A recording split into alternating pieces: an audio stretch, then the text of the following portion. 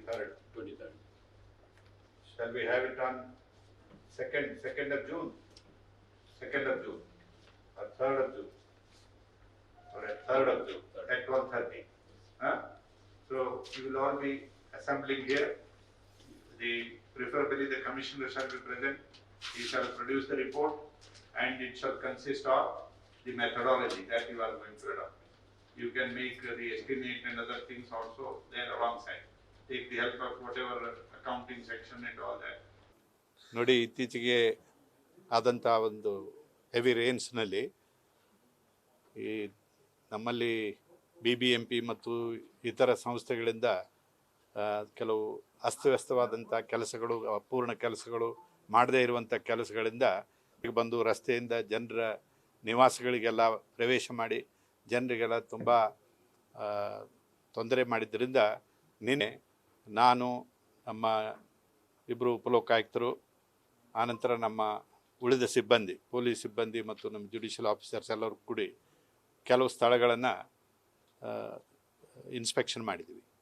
ಅದರಲ್ಲಿ silk board circle, ಆನಂತರ ಪಣಂತೂರ್ area, then Sai layout, ಆನಂತರ ಮಾನ್ಯತಾ ಪಾರ್ಕ್ ಏರಿಯಾ, ಇವುಗಳನ್ನು ಇನ್ಸ್ಪೆಕ್ಷನ್ ಮಾಡಿದಾಗ ಅಲ್ಲಿ ಹಲವಾರು ಲೋಪಗಳು ಕಂಡು ಬಂದಿದ್ದಾವೆ.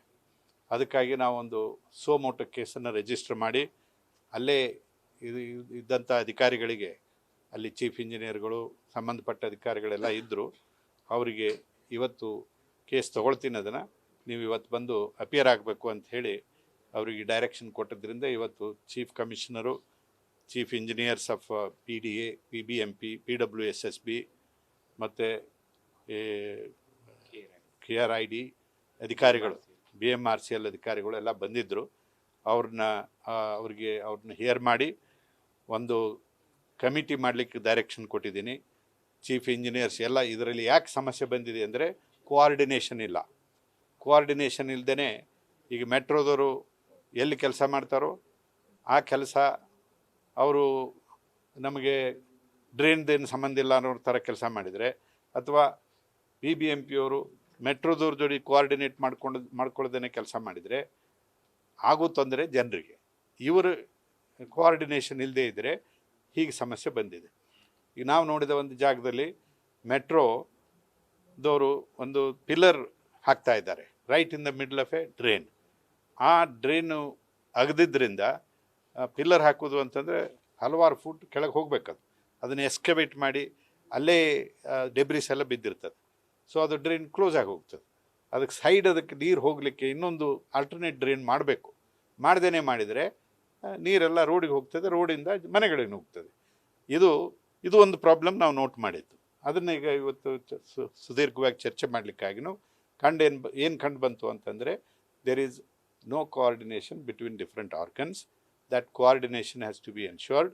ಅದಕ್ಕಾಗಿ ಚೀಫ್ ಕಮಿಷನರಿಗೆ ಡೈರೆಕ್ಷನ್ ಕೊಟ್ಟಿದ್ದೀವಿ, ಒಂದು ಕಮಿಟಿ ಮಾಡಿರಿ, ಕೋಆರ್ಡಿನೇಟೆಡ್ ಎಫರ್ಟ್ ಮಾಡಿ ಒಂದು plan of action next date ಒಳಗೆ ಅವರು ಒಂದು ಪ್ಲ್ಯಾನ್ ಪ್ರಿಪೇರ್ ಮಾಡಿ ನಮ್ಮ ಮುಂದೆ ಇಡಬೇಕು.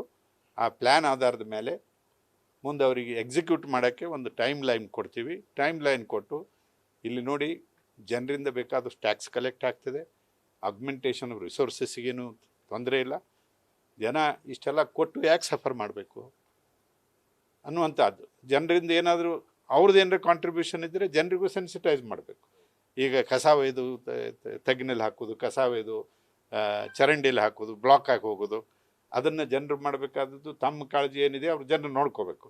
ಬಟ್ ಇಷ್ಟೆಲ್ಲ ಜನ ಕೋಆಪ್ರೇಟ್ ಮಾಡಿದಾಗೂ ಬಡಾವಣೆನೇ ನೀರಿನಲ್ಲಿ ಮುಳುಗಿ ಹೋದರೆ ಜನ ಬದುಕೋದು ಹೇಗೆ? ಅದಕ್ಕಾಗಿ ಈ ಕೇಸನ್ನು ಒಂದು ತಾರ್ಕಿಕ ಅಂತ್ಯಕ್ಕೆ ತೊಗೊಂಡು ಹೋಗಬೇಕು. ಅದಕ್ಕೆ ಇವಾಗ ಇನಿಷಿಯೇಟ್ ಮಾಡಿದ್ದೀವಿ. ಎಲ್ಲ ಅಧಿಕಾರಿಗಳು ಪ್ರೆಸೆಂಟ್ ಇದ್ದರು, ಡೈರೆಕ್ಷನ್ಸ್ ಕೊಟ್ಟಿದ್ದೀವಿ. ಆ ಪ್ರಕಾರ ಅವರು ಒಂದು ರಿಪೋರ್ಟ್ ಹಾಕ್ತಾರೆ. ಮುಂದೆ ಅದಕ್ಕೆ ಎಕ್ಸಿಕ್ಯೂಷನ್ನು ನಾವು ಮಾನಿಟರ್ ಮಾಡ್ತೀವಿ. ನಮ್ಮಲ್ಲಿ ಪೊಲೀಸ್ ವಿಂಗ್ ಇದೆ, ಜುಡಿಷಿಯಲ್ ವಿಂಗ್ ಇದೆ, ಟೆಕ್ನಿಕಲ್ ವಿಂಗ್ ಇದೆ, apart from administrative wing. Technical ವಿಂಗ್ದವ್ರನ್ನೂ ಕಳಿಸ್ತೀವಿ, ಪೊಲೀಸ್ ವಿಂಗ್ನವ್ರನ್ನೂ ಕಳಿಸ್ತೀವಿ, ಇನ್ಸ್ಪೆಕ್ಷನ್ ಮಾಡಿಸ್ತೀವಿ, ಕೆಲಸ ಆಗಿದೆ ಅಂತ ನೋಡ್ತೀವಿ. ಸೊ ಎಷ್ಟು ಸಾಧ್ಯ ಇದೆಯೋ ಅಷ್ಟು ಈ ಮಾಲ್ ಅಡ್ಮಿನಿಸ್ಟ್ರೇಷನ್ನ ಹೊಡೆದೋಡಿಸ್ಲಿಕ್ಕೆ, ಗುಡ್ ಗವರ್ನೆನ್ಸ್ ಬರಲಿ ಅಂತ ಎಲ್ಲ ಪ್ರಯತ್ನ ನಾವು ಮಾಡ್ತೀವಿ. ಅದು ನಮ್ಮ ಸಂಸ್ಥೆಯ ಉದ್ದೇಶ ಕೂಡ. ಅದಕ್ಕಾಗಿ ಕೆಲಸ ಮಾಡೋಣ.